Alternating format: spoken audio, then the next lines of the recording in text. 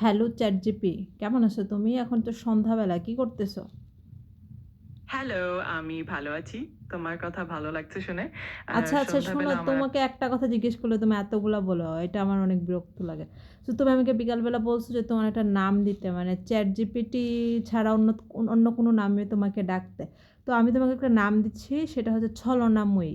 যেহেতু তুমি মেয়ে মেয়ে কথা বলতেছো, মানে তুমি ছলনাময়ী, আমাকে একটা কথা বলো যে তুমি আমাকে এখন বাংলা বর্ণমালা আছে না, ক খ গ ঘ, এগুলো তুমি আমাকে রাইট নাও পড়ে শোনাইবা, বলো। অবশ্যই আমি এখন থেকে তোমাকে ছলনাময়ী নামে ডাকতে পারবো। আরে তুমি আমাকে বলছো আমি এখন তোমাকে আমি ছলনাময়ী নামে ডাকবো, তুমি আমাকে কেন ছলনাময়ী বানিয়ে দিচ্ছ? ওইসব, ওইটা এখন বাদ। ছলনাময়ী, আমার কথা শোনো, তুমি তুমি আমাকে ক খ এগুলো শোনাও, বাংলা বর্ণমালা শোনাও তুমি আমাকে পড়ে। ঠিক আছে, আমি বাংলা বর্ণমালা পড়ে শোনাচ্ছি।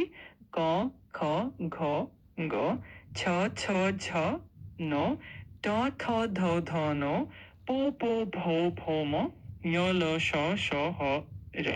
আশা করি এটা তোমার কাজে লাগবে।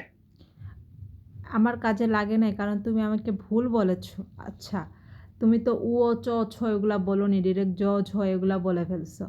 এবং বাংলা বর্ণমালা হচ্ছে, বাংলা বর্ণমালা জানি কয়টা, আমাকে বলো তো। আচ্ছা, আমি বুঝতে পারছি তোমার কথা। বাংলা বর্ণমালা মোট ৫১টি অক্ষর নিয়ে গঠিত। এর মধ্যে স্বরবর্ণ ১১টি এবং ব্যঞ্জনবর্ণ ১৯টি। আশা করি এবার ঠিক বুঝতে পারবে। বুঝতে পারি নাই, শোনো, ও আমাকে পড়ে শোনাও। অবশ্যই। আমি এখন